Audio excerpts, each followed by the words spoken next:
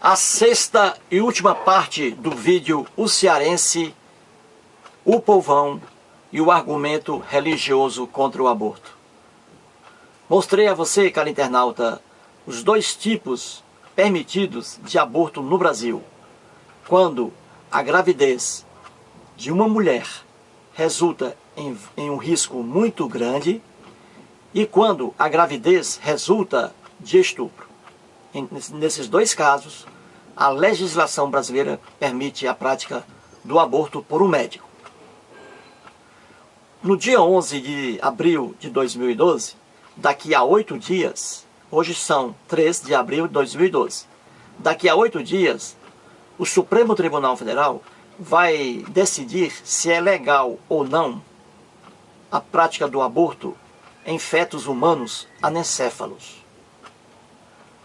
Os religiosos também são contra. Os religiosos são contra qualquer modalidade de aborto. Pois bem, o Supremo Tribunal vai decidir, daqui a 8 dias, no dia 11 de abril de 2012, vai decidir se é legal ou não a prática do aborto em fetos humanos anencéfalos. A anencefalia, caro internauta, como eu já comentei em outros vídeos, é uma anomalia congênita gravíssima. Gravíssima. O feto humano anencéfalo, ele não tem a caixa craniana. Não tem a caixa craniana.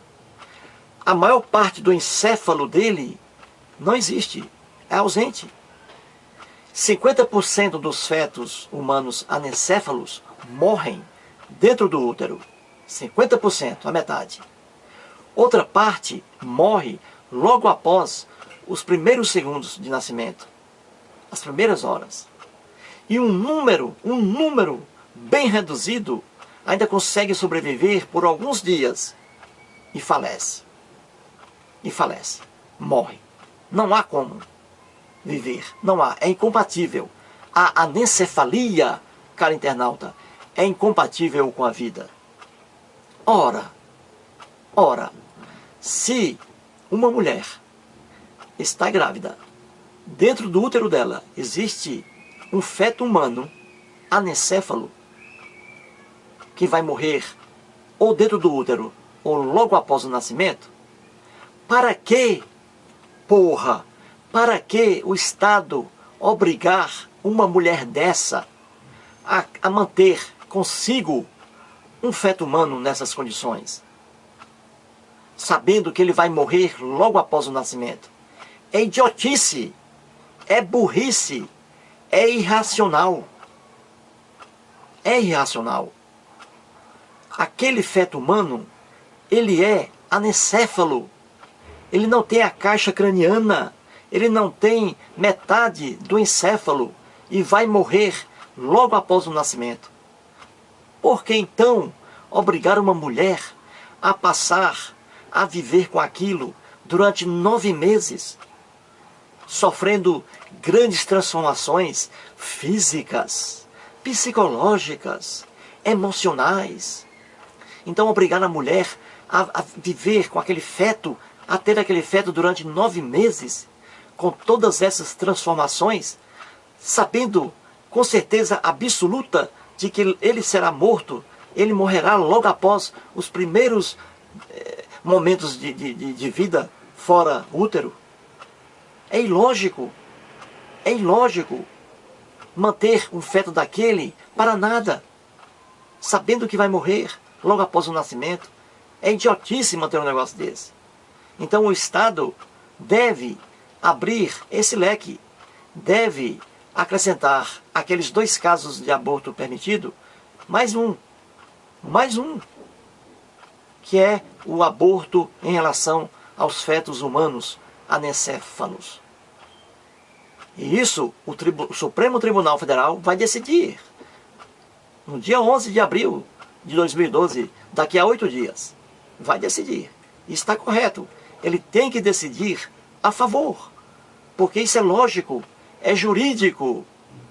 Muita gente diz que o Supremo Tribunal não pode decidir em relação a esse aborto, porque isso é de competência legislativa, assim como o foram os outros casos de aborto permitidos em lei, que estão lá no artigo 128, incisos 1 e 2 do Código Penal. Não, não. Nesse caso, o Supremo Tribunal Federal pode muito bem interpretar, fazer uma interpretação analógica, lógica, interpretando, estudando o sistema, o conjunto.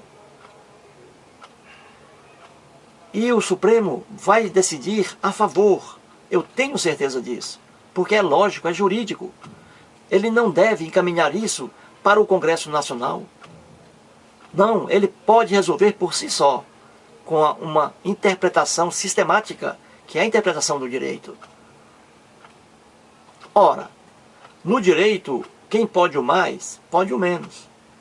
Se o Estado permite que um feto humano, completamente sadio, com seus órgãos lá funcionando normalmente, se o Estado permite, em caso de um estupro, por exemplo, que aquele feto humano sadio, com todos os órgãos funcionando, se o Estado permite que aquele ser humano, que aquele feto humano seja sacrificado, com maior razão ainda, diante de um feto humano doente, com incompatibilidade para a vida fora do útero.